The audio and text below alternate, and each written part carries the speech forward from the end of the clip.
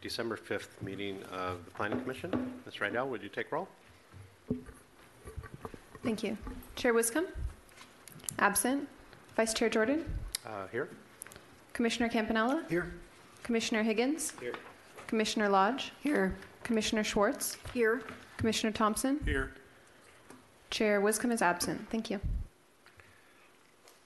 And any requests for continuances, withdrawals, postponements, or additions of ex-agenda items? Chair Jordan, we have none. You don't want to talk a little bit, huh? No? Announcements or appeals? We have none. Okay, it's all on me then. So I let all of you know, but I'm just going to state publicly too that we're going to get to right before item 3, and I live within the circle of influence, I guess we call that, for the project today. So I'll be having to recuse myself before item 3, but before we do that, I will walk us through a process of just somebody motioning for somebody to come sit here and be chair, because both the chair and the vice chair will be out of the room. Okay, and then before I get to you, just a couple other announcements, and I'll just apologize to the applicants and just give us a few minutes here, but since I won't be here at the end of today, and this is our last meeting of the year, and 3 of us won't be here come the first week of January, I just wanted to give myself some time initially to thank both Mr. Thompson and Mr. Campanella for years and years and years of work, highly rewarded by the city financially.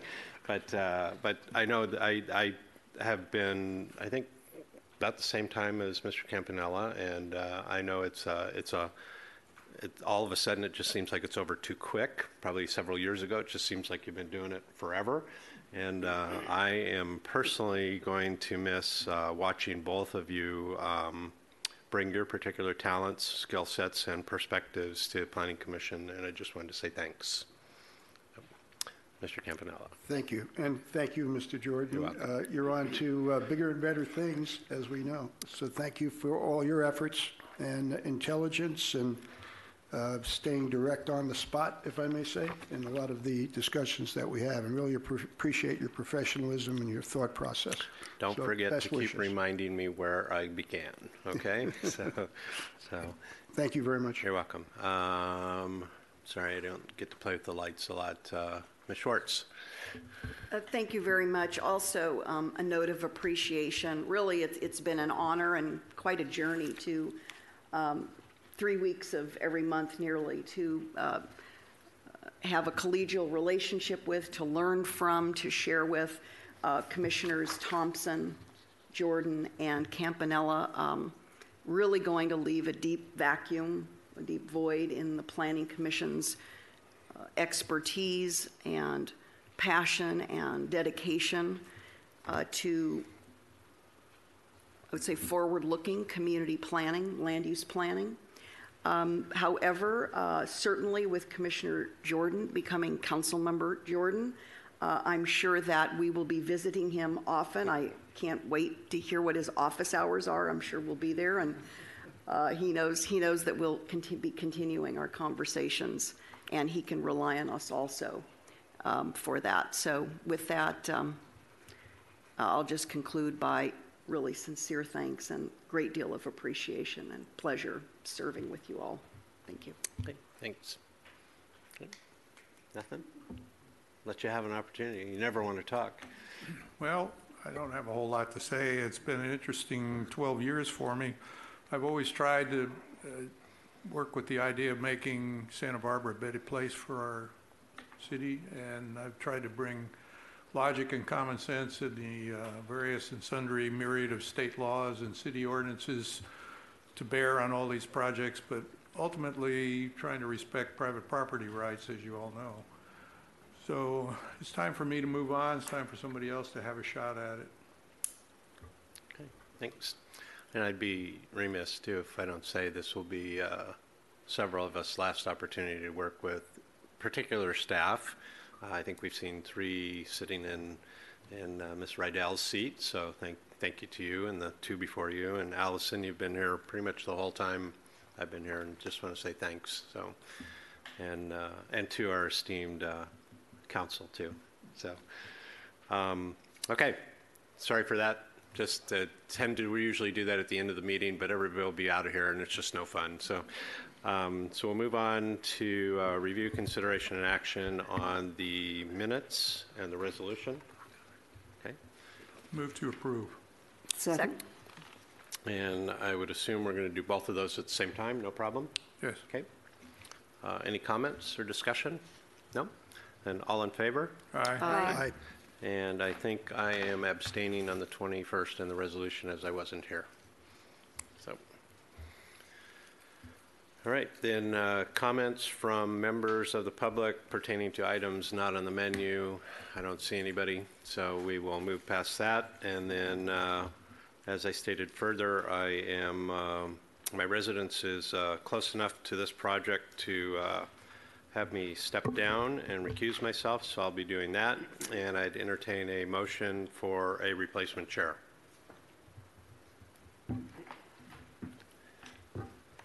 Mr. Chair. Ms. Schwartz. I'm ready to make that motion. Okay. So my motion would be for today, the balance of today's hearing, Commissioner Thompson would be our chair and Commissioner Campanella our vice chair. Second. Okay. All in favor? Aye. Aye. Okay. Any opposed? Perfect. So we'll do our little shuffle that we usually do in January. And thank you for putting up with me for a few minutes. And I'll be seeing you guys as always. I'll see you tomorrow, and I'll see you next week. So, okay. There's no music? We don't have any martial music? Forgot that. The best part is he gets to stand up and we get to see he's wearing jeans today.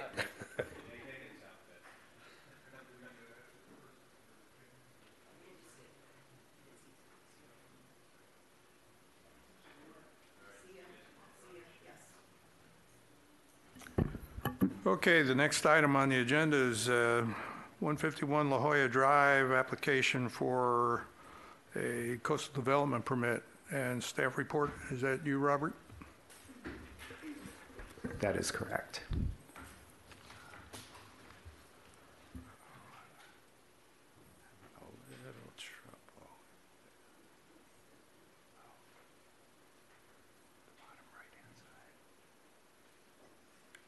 Oh, this one there. Okay, got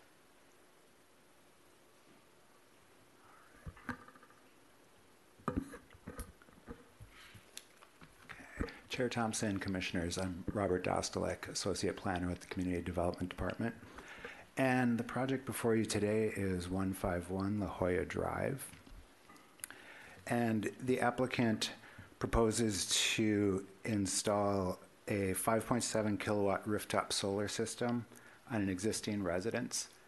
And the system would be composed of 19 solar modules and one string inverter with a total surface area of approximately 380 square feet. And the solar fixtures would protrude approximately 4 to 6 inches above the existing roof surface. And the project site is a half-acre bluff-top parcel located in the appealable jurisdiction of the coastal zone. And the project requires a coastal development permit because the proposed development is within 50 feet of the edge of a coastal bluff. And you can see here as the picture depicts the coastal bluff edge in relation to the existing residence where the solar panels are proposed. And this is a picture of the proposed site plan itself. And you can see where the proposed solar panels are on this face of the roof. And then I'll advance to one more slide that helps paint the picture of where this particular development falls within the 50 feet of the bluff top edge. And so the purple portion illustrates the buffer of the 50-foot buffer from the coastal bluff edge, and you can see that it covers almost half of the roof area where the proposed solar panels would be positioned. And the project itself, the city LCP encourages alternative energy sources as a policy, And otherwise, the project would comply with all the city ordinances and would be consistent with the policies of the Coastal Act and the city's LCP. The applicant may have a few words, but otherwise staff is available for questions should any arise, and that completes staff's presentation. Okay, thank you. Does anybody have any questions for the staff at this time? Commissioner Schwartz? Thank you. Would you like, I can hold my questions, potentially after the applicant makes a presentation? If the applicant's going to come forward at all? We'll have the applicant presentation, and then we'll get questions for both. If you could introduce yourself and give us your presentation. Absolutely. My name is Kyle Manis, and I'm a project manager for Brighton Solar here in Santa Barbara. I didn't bring any digital presentation as good as that, but I do have a portfolio kind of outlining previous installs that we've done, and I've bookmarked installs that are closely related to the way that we're going to approach this project, being a post and rail install. So in case you guys, and also pretty much the exact same solar panels we're going to be using. So in case you'd like to see what the project's going to be looking like after the installation's done and not just a proposed kind of layout, I have that here for you, but unfortunately I don't have it on a digital form, so I'd be happy to give that to you. Okay, thank you. Mr. Chair, Now- perhaps you could hand that to Ms. DeBusk, and she can just route that for our perusal while we're, thank you very much. So anybody on the commission have questions now for staff or the applicant? Commissioner Schwartz? Thank you, Mr. Chair. Just a few to staff. So on page 4 of our staff report, and this is page 22 of our 36-page packet, under visual resources, this is item 3, visual resources. In the second paragraph, the term prominent public view areas and the other term vista points. I'm not recalling that specific language, the way Mr. Dostalek has written it, is actually referenced in our land use plan figure 4.3-1. We've discussed and we have some descriptors for public views, but I don't know about prominent public view areas or vista points. Could you comment at all on that, Mr. Dostalek? Yes, Chair Thompson, Commissioner Schwartz. In figure, I have figure 4.3-1 of scenic resource of the LUP pulled up.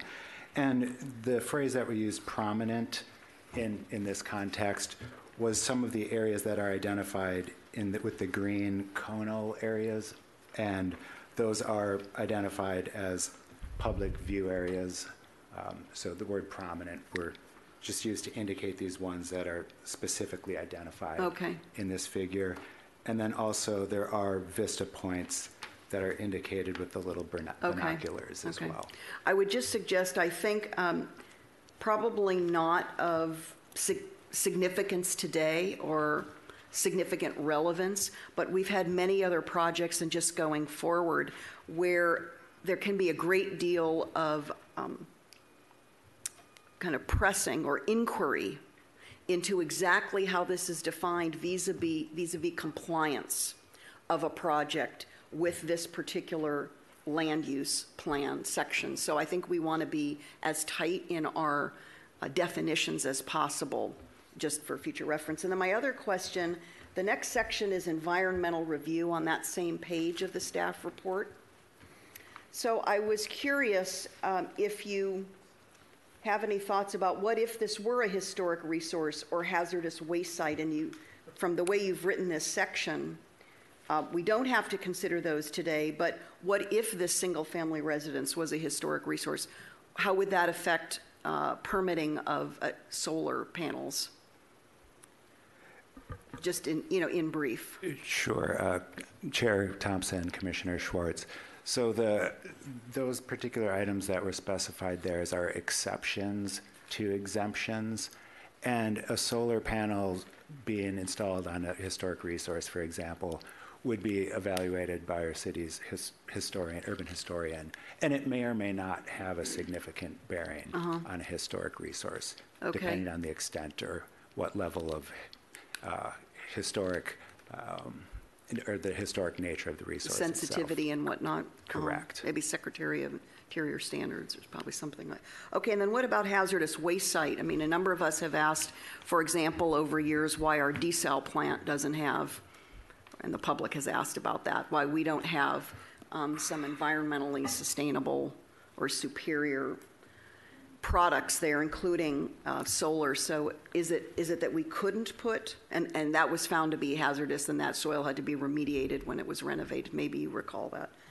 So what if it were a hazardous waste site? Do you know And how the solar would be Sure. considered? So Commissioner Schwartz, if it were a hazardous waste site, that would just mean that we may not be able to apply this particular exemption and that it may require a different Full standard environmental of environmental review, review. perhaps? Perhaps. Okay. It may kick it up a level. Okay. Then my last question is then on page 5 of the staff report. This is under coastal development permit.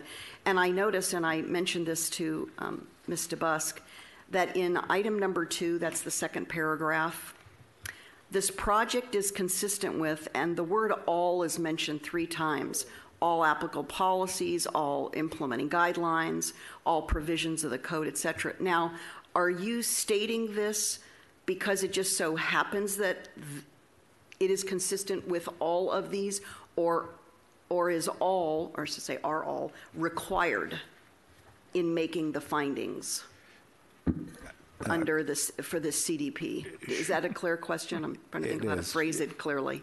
Chair Thompson, Commissioner Schwartz. Okay. Yes, so all would be required in order to make that finding.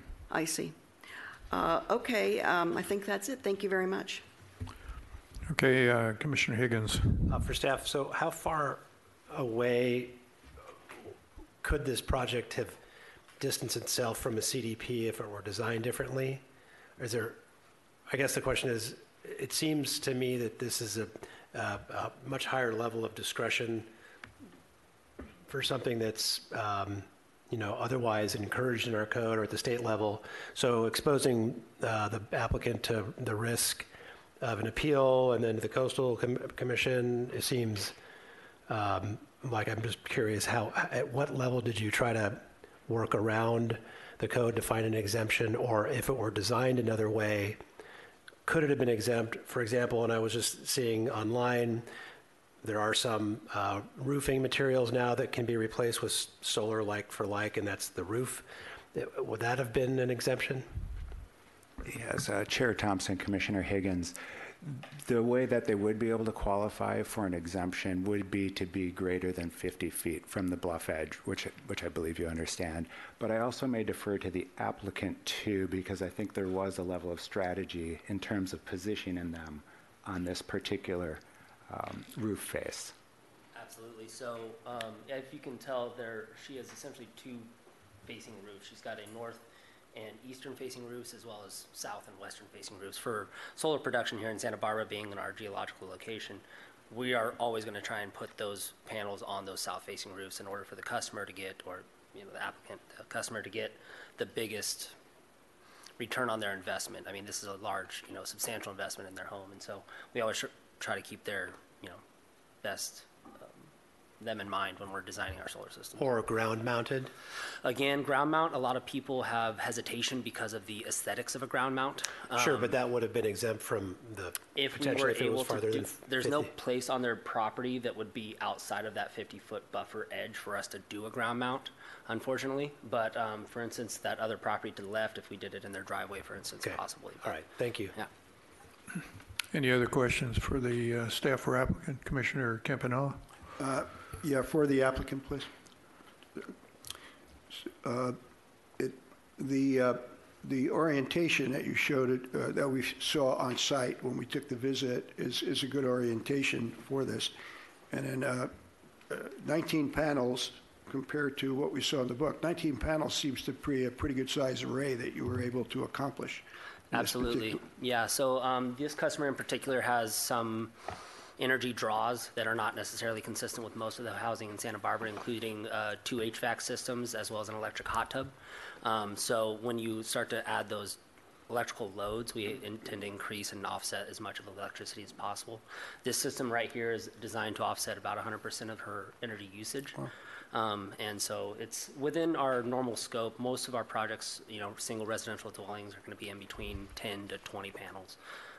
Okay, so you're getting utilization out of it. And I guess the last thing, as far as securing these panels, is there anything special you have to do, given where you're located near the coast, for wind or uplift or anything like that, or standard installation? Not at all, yeah, no. We are very lucky here in Santa Barbara to have a very mild climate, and these racking and panels and electronics that we use are rated to go ahead and be installed in Michigan or Florida in the hurricane zone. So all of these devices and everything that we're using are really rated for much more than what we're doing. And we also have structural calculations that we use engineers for the uplift for, so that if wind gets underneath the panel, we're proving mathematically that they're structurally sound. So, Okay, thank you. of course. And Commissioner Schwartz, another one? Thank you, Mr. Chair. I overlooked just two more questions. In the conditions of approval, this is to staff, so this is page 25 of our 36-page packet. Under a B3, which is ownership limitation, I was curious as to why this CDP would be limited only to the current, under the current ownership of the applicant or successor in interest. So the way I read that, it doesn't run with the land. If the ownership changes, what's the requirement of the next owner of the property in terms of the solar permitting? Chair Thompson and Commissioner Schwartz, it's the language or the successor in interest causes it to run with the land, so. Oh, so soon that's as what they successor transfer of it, interest, yes. okay. I see. Is that the standard legal language? It is. Okay. Then my last question is to staff.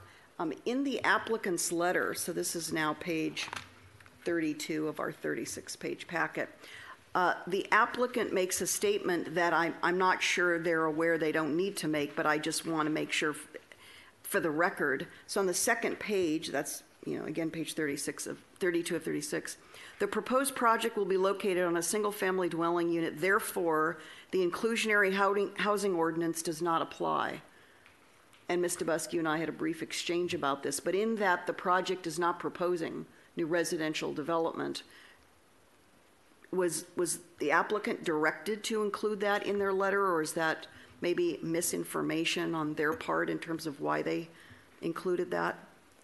Chair Thompson and Commissioner Schwartz, I think that's in response to our standard application form, which asks applicants to respond whether or not they're proposing or required to include inclusionary housing. I believe that's why that was included in the But just letter. for our clear communication and understanding, they didn't need to include this in the letter because this project has no bearing on new residential development, correct? Yes, okay. Thank you, those are my questions.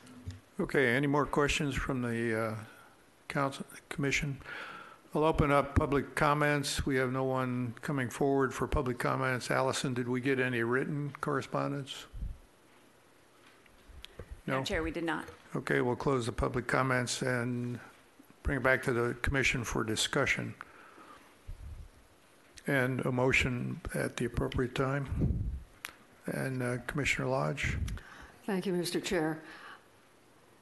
This is the kind of project I think the city likes to encourage because it's clean energy, and I looked as much as I could. I'm not very tall, but I couldn't see it anywhere from the street, and I think it's been very well designed. It fits within the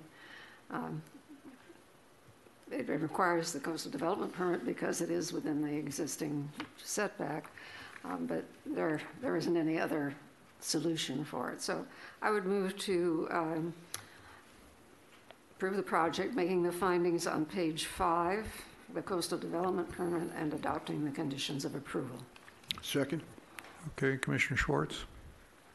Yes, I would just like to add also some positive comments as I support the motion. I've been disappointed that we haven't had more applications like this come forward, and quite frankly, I'm not sure what the obstacles are at this point, whether it's just the cost of the solar products and installation, or if there's anything else in our policies that we're overlooking in terms of further encouraging. So perhaps not today, or if you would like to come to the microphone, I would like to know further, because we have both our local policies as well as the Coastal Act itself. It's right here on page 3 of our staff report as well, to promote energy conservation and renewable energy technologies. So what's getting in the way? Do you have any thoughts for us as a professional in this field? Honestly, I don't think that it's anything to do with the city or the county. We are one of 3 or 4 local solar installers here in town.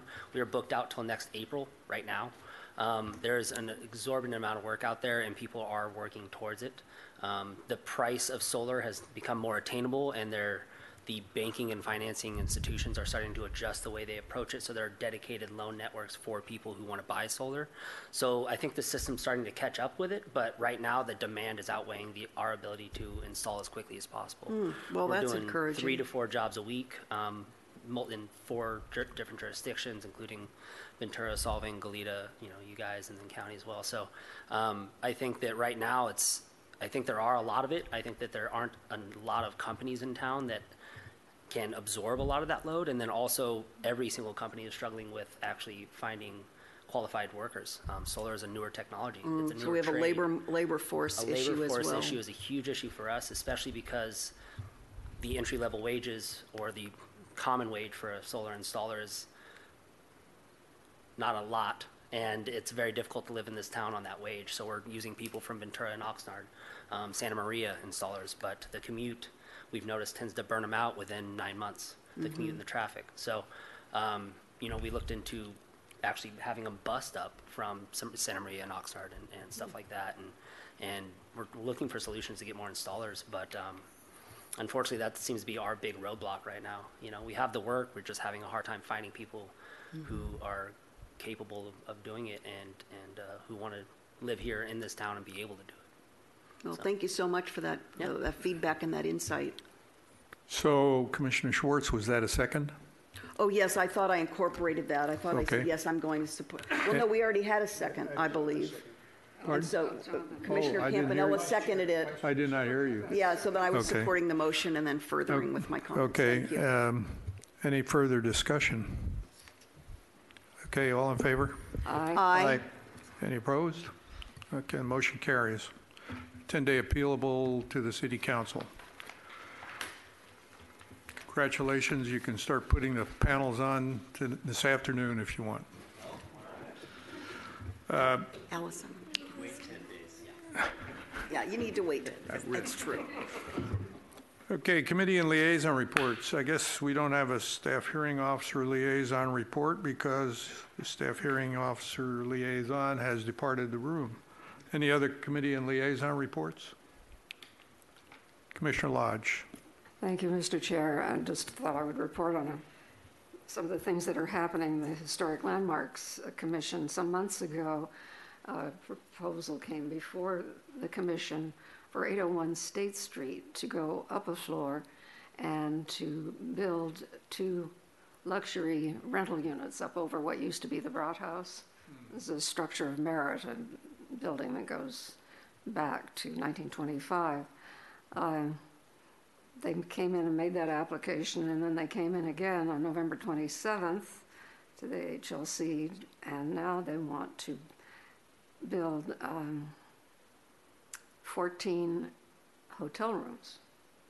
And we're going to go up a floor, and they couldn't justify the expense of going up to create 2 luxury rentals, and they said this project will provide more affordable hotel rooms under $300 a night. There were some raised eyebrows at the commission, among the commissioners with that. The project includes a 2,996 square foot net new non-residential square foot footage. And so it doesn't come to the Planning Commission. If it was 3,000, if it was 4 square feet more, it would have to come to the Planning Commission. Creative measurement. Yes. And then there is another proposal that hasn't, well, this would be coming to the ABR, and will eventually have to come to the Planning Commission, if it goes through the process, is a proposal to construct a new 3-story, 7,897 square foot building of 14 hotel guest rooms and a lobby and so on. And that will require Planning Commission approval for development plan approval and transfer of existing development rights. That's what's happening in the hotel construction world. Hotels are popular these days. Commissioner Campanella. Yep. If I can, just tagging on to Commissioner Lodge's comment on the 801 State Street. I was surprised to hear at the meeting, and I guess thinking about it, it's probably true, but that no parking was required because it was in a zone of benefit. So being able to fit 2 or 4 residential units based on current zoning and having to ask for a modification not to park seems that housing is at a distinct disadvantage to hotels. So if it had been rental units, they would have had to get a modification for no open yard. And no open yard as well, which the hotel. Although with this hotel proposal, they're planning to put in a staircase to the roof. Right. So that they will have. So I think the point is, as we look towards trying to redevelop downtown, I think we have to start thinking about what the city council is moving forward based upon our recommendations. And I would guess I would encourage the sooner the better. Otherwise, opportunity sites may disappear and stick with some type of non-residential use. So that's an observation. At the ABR 16 West Mission Street, which is a redo of a current office complex that had been residential at one time, got its project design approval. It also has a inclusionary component to it, and I think a question that needs to be cleared up also, which would help housing development and help housing downtown, is what exactly our requirements are for inclusionary housing / state density bonus, especially on rentals. Because I think I'm unclear, and I don't think it's made clear enough to applicants whether something is a selection or a doubling up or whatever. And I don't know if staff has I know I circulated an email to staff a couple of weeks ago, whether it is clear or not, whether that if you opt to do state density bonus, you still have, for rentals, do you still have to comply with the city's inclusionary program in addition? And I don't know if we have an answer to that or if that answer could come in the future, but I think it's important that it be real clear. Communities like City of San Jose have like a 3-page form that shows you exactly what's involved. I don't think we have that. I think you don't want to have to bring your attorney in to talk to the city to figure out what your rights are. But state law requires that you be real clear on what the rights are and what the obligations are for doing state density bonus. And in the new preliminary application world of trying to vest your rights, inclusionary and state density bonus are required to be detailed up front. That starts January 1st. So I think hopefully staff is preparing to be able to speak to applicants directly and quickly, because January 1st is right around the corner. That would help clear up the situation and also maybe open the door for applicants doing state density bonus downtown, where they can get some additional units and compete better with the hotels and other non-residential use. So that's my concern, and also my, hopefully the Planning Commission moving forward wants to get feedback on that to help facilitate more housing downtown and a larger percentage of affordable housing downtown. So appreciate you thinking about that and getting information as we move forward. Thank you. Thank you. Commissioner Schwartz.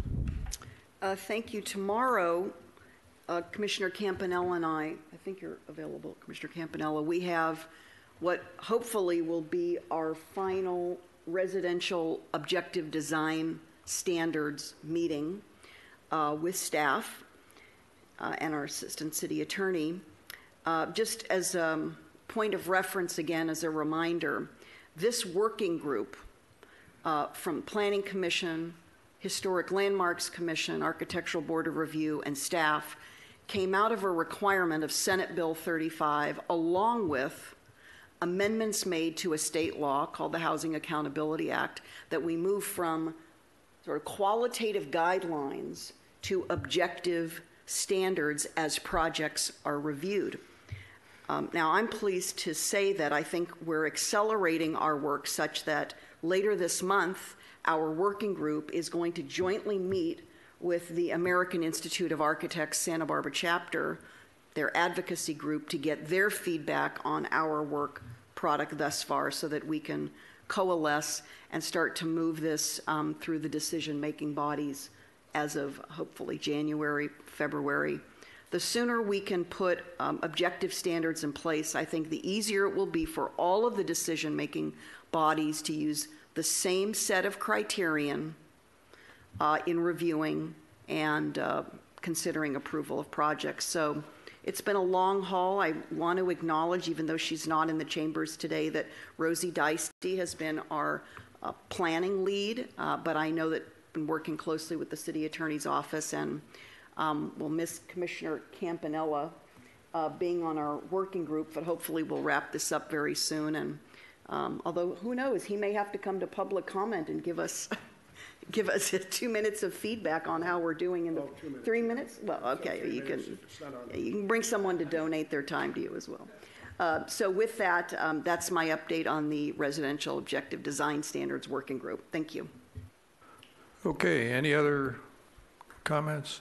Since this is the last meeting of the year, before adjournment, I'll wish everybody a Merry Christmas, and I hope that we individually and collectively have a very successful 2020. So the meeting's adjourned.